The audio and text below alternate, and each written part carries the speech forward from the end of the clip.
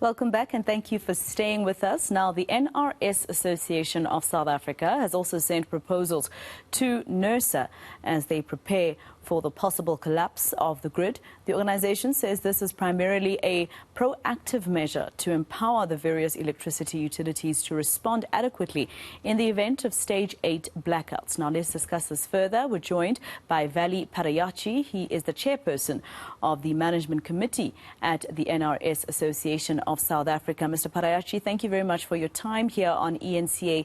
Just firstly, before we discuss the mitigation plans that you've put in place and your confirmation that you're working with NERSA, are we facing a reality that we are going to go beyond stage 8 and possibly a national blackout in this country? Good morning, Masefa, and a very good morning to your viewers as well. I think that's an excellent question, and I think it was because of that question the NRS Association had put out this media release to actually provide a sense of reasonable comfort, as you say, especially to the general public and the media, that in terms of the proactive planning, we would not get to, hopefully, the high stages of load shedding and a blackout. Now, let me qualify that. I think the reality is, and of course we're all professionals when we make that statement, that the grid is at a critical stage now where I don't think any professional, even in his best endeavors, could give a guarantee that we could go beyond, that we could not go beyond stage 6, let alone stage 8, etc. So the reality is that we could go beyond that if we do not take some serious steps to rectify that issue. So, but having said that, I think the remedial actions that we've are putting in place in collaboration with our other partners, including NERSA, etc., we are convinced that we will not get into a blackout situation, because a blackout situation is different from a load shedding parameter. Stages, yeah.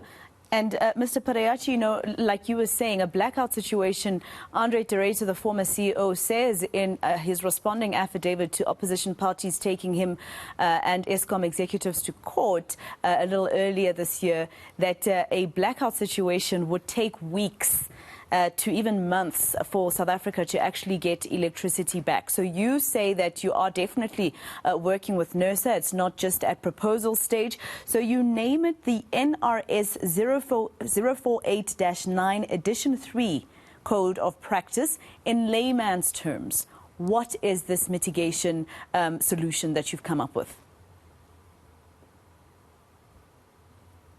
Yes, I think it's important that we talk in layman's language. That standard is quite technical in detail, but very simply put, that's not standard. It's actually at this stage a draft code of practice.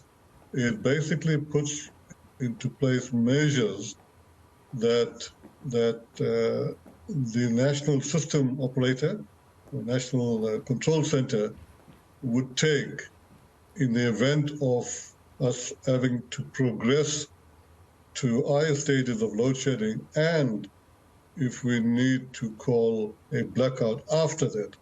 So this edition 3, very simply, Masefa, is a further enhancement of the current edition 2, but it takes you to initiatives and plans beyond stage 8, and very fundamentally, Masefa, it takes away the propensity of going into what we call contingency measures or emergency measures, which is in the current edition 2. And if you go to edition 3, it takes away that, so that we have formal plans for that, and there's no or very little propensity of making an error. That's as simple as I can say to you. So help us understand. I don't fully understand. I'm not an engineer. So practically, how would it work? In other words, it wouldn't be far different from how it currently would work. In other words, national control or the system operator, their business in life, which they're doing a pretty good job, is to balance supply and demand. So whatever the demand is, they've got to balance. And if you can't balance that, the demand is more, we load shed. So very simply, what would happen is they would continue to load shed, and they would go to stage 8. Now, currently, in edition 2, we don't have, and let me be very careful how I say it, we don't have formal plans in the context of edition 2. But National Control and System Operator obviously have their plans for that. What we've done in edition 3, or attempted to do, is to further enhance those plans so that besides national system, national control and the system operator, the other utilities, for example, the Munich utilities, would also fall in line with that, so that everybody is adequately prepared not to take us into a blackout situation. All right, so you're saying that they would still load shed, but it would able to deal with the impact of higher stages of load shedding. Am I understanding you correctly? Yes, and I must also clarify, load shedding, Mustafa, is an excellent management tool, although it causes all the inconveniences, etc., to prevent us from going into a blackout situation. That's given throughout the world. So yes, we must admit it's caused a lot of inconvenience, impacts on the economy, etc. But South Africa and our national control have been doing an excellent job, and we must give them kudos that they haven't taken us into a blackout situation yet. And I'm convinced that with the added measures that we are going to be putting on with edition 3, and when it finally becomes a NERSA mandated document, we would still not get into, if I like to say it, in an unlikely event of us getting into a blackout situation. So I think at an NRS Association, we hopefully with this edition 3, once it gets finally approved, that we would have more than reasonably mitigated the risks, etc., to prevent South Africa from going into a blackout situation. I think this edition 3 has been so significantly influenced by a wide sector of stakeholders, technical people, etc., that as an association, which is our mandate and our duty, from a duty of care, that South Africa will not get into a blackout situation. All right, and lastly, how far is this process with NERSA? Because a lot of us are asking ourselves how bad winter will be when in summer we're going through your stage 6, etc., of load shedding. And in winter, when the demand is obviously much higher in terms of electricity usage in our country, we fear the worst. And winter is in about 2 or 3 months' time. So how far is the process of implementing edition 3 in partnership with NERSA, etc.? I'm glad you asked the question, Mustafa, in this crisis situation. We are giving it top priority. And bear in mind that NERSA, like the SADs, like ESCOM, like the Metros and Munichs, are all part of the NRS Association of South Africa. So NERSA is fully aligned at this stage and kept in the loop.